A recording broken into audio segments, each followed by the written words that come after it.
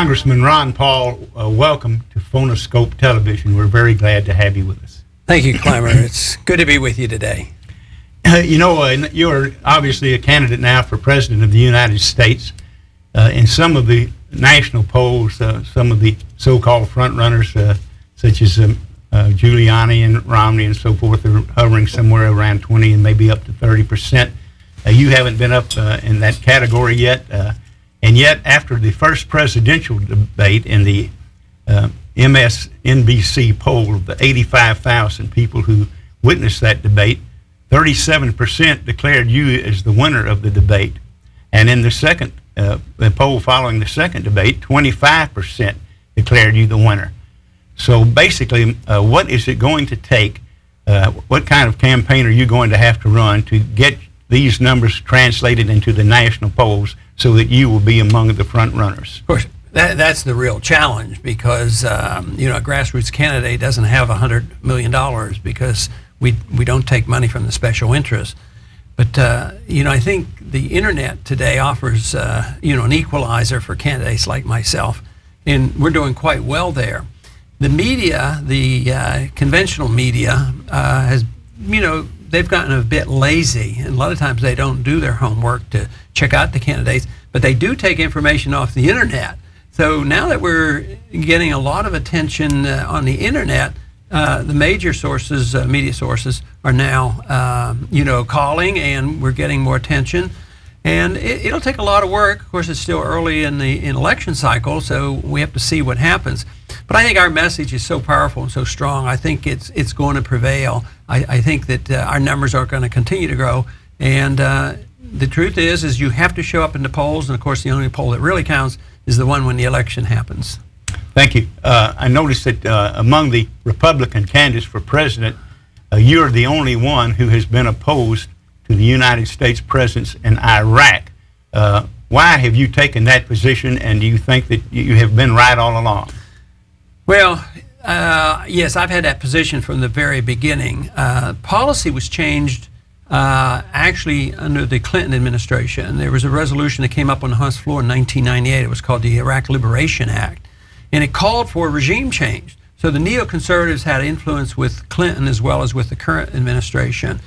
And this resolution was overwhelmingly supported, because by that time everybody knew what a terrible person Saddam Hussein was. And of course, they forgot that he used to be our ally and we used to help him, and that's the part that annoys me. But in 1998, I got on the floor when they brought that resolution up, and I said, this is going to lead to war. And I thought it was a bad idea. And between 1998 and 2003, I gave numerous speeches on the House floor warning the Congress and the people that our policies would lead to war. And they were looking for excuses to go to war all those years. Even the first meeting in the cabinet in 2001, Paul O'Neill said, I couldn't imagine. But the very first thing that came up with the new administration is, when are we going to war against Iraq? And that was before 9/11, obviously. That's right. And of course, the day after 9/11, I was told by some people who attended some of the inside meetings, and they said there were some in the administration that were gleeful about the opportunity to go into Iraq. And they said, well, then they realized, well, we have to at least pretend we're going after Osama bin Laden, and they didn't do a very good job on that. But I was annoyed with for a lot of reasons. First is the process. I've complained for years and years that we don't do well in our wars since we don't declare them and go all out. And we haven't declared a war since World War II, and we really haven't won one. And my argument is that the people in the Congress, they want to go to war, they should declare it and fight it and get it over with, instead of these lingering wars, the wars that we go into to enforce UN resolutions. And we've been doing that, even in this transfer of power to the president. It wasn't a declaration of war. What we actually passed, over my objection, was giving the president the power to go to war if he wanted to. If he didn't want to, he didn't have to. So the Congress just sort of reneged on their responsibility. The two main reasons they gave was that we were threatened by weapons of mass destruction, and we had to enforce UN resolutions. I don't think we should ever go to war to enforce UN resolutions. It turns out there were no weapons of mass destruction. And there was some pretty good testimony back then that indicated that this was not the consensus of the CIA, that there were no weapons. And for those two reasons, I was strongly opposed to it and predicted at the time that this thing wouldn't end quickly. And of course, those individuals that wanted to go to war said, oh no, it's going to go easy, we're going to win, and the oil is going to pay for all the bills, and now they're determined to stick with it, dig their heels in, and won't change course. And I think it's really sad, the cost in life and the cost in dollars now, and it's tearing our nation apart, and that's why there was a rather radical change in our elections last fall. Congressman Paul, if you were president today, what would you do insofar as the troops in Iraq are concerned? Well, the immediate thing I would do is no more patrolling of the streets, no more policemen, and they're acting as policemen over there. They're not military people, destroy another army. So they're doing police work and they're doing nation building. So I would stop it all with the intent that as soon as it can safely be accomplished, bring the troops home, and encourage those individuals who are already talking to each other to continue to talk to each other.